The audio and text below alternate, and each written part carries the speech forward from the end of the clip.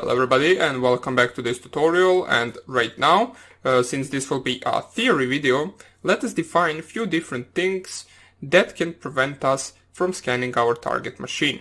Now we're going to write all of them, so simply just open up your LeafPad. I will simply open it by typing LeafPad in my terminal window, and since there are several components that make a security system that blocks certain traffics, and we actually mentioned some of them. First of all, we did mention what a firewall is, but right now we're going to actually mention how we can bypass it. So what firewall is simply it can be used to filter out the traffic, so we already know that, and it also can be used to separate networks, so to separate. This is the purpose of a firewall. Now, the firewall is simply there to filter out the traffic. It is not aimed to malicious activity or to cyber criminals or any types of attacks. Firewall can be used just to filter out the traffic. Now, what is used against the attacks and against the DDoS attacks is the IDS and IPS. So you can simply just type IDS /IPS. Now, IDS basically stands for Intrusion Detection System, so it can be used to block malicious attempts or malicious activity, and they can also track back the attacker and see from where did the attack come from. So let's just add the dash right here and type block malicious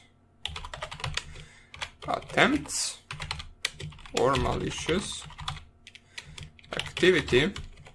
Okay. And they can track back the attacker, so they can track back the attacker.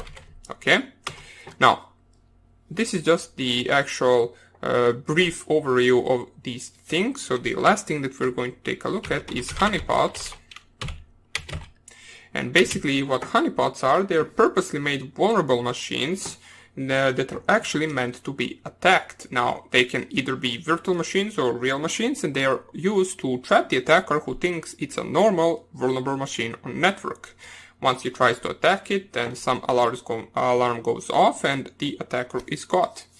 But the thing about honeypots, which also represents danger to the target, is that if they are not set up correctly, they can actually become a serious vulnerability in the target's network. So they are either put before or after firewall by default, and they catch the attacker simply because they capture all traffic that the attacker tries on the honeypot in a small log file, and therefore that log file can be analyzed later, and you can see if there is something suspicious there, like maybe attacker tried to perform an SQL injection to the web application of the honeypot.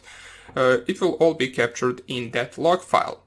Now, why are honeypots dangerous? Like, let's imagine you actually breach into a network and you scan and you find out 5 different machines.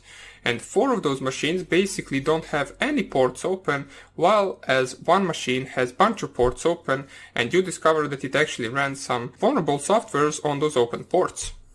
Now, by default, you will be wanting to actually attack that machine and exploit the network through that machine, but in real life, that kind of machine that is vulnerable with a bunch of services running there, with a bunch of open ports, will most likely be a honeypot that is only there to capture the attacker. Okay, so now the difference between the actual firewall and IDS IPS that we already actually mentioned is that IDS usually will go before the actual firewall, and its main purpose is to stop attackers or block malicious traffic, as it says right here, while as the firewall simply just filters traffic with different rules. Now, the IDS is the actual component of security system that actually prevents DDoS attacks.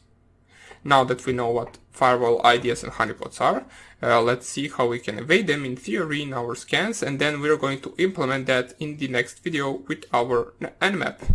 So, hope you enjoyed this short tutorial, and I hope I will see you in the next one. Bye!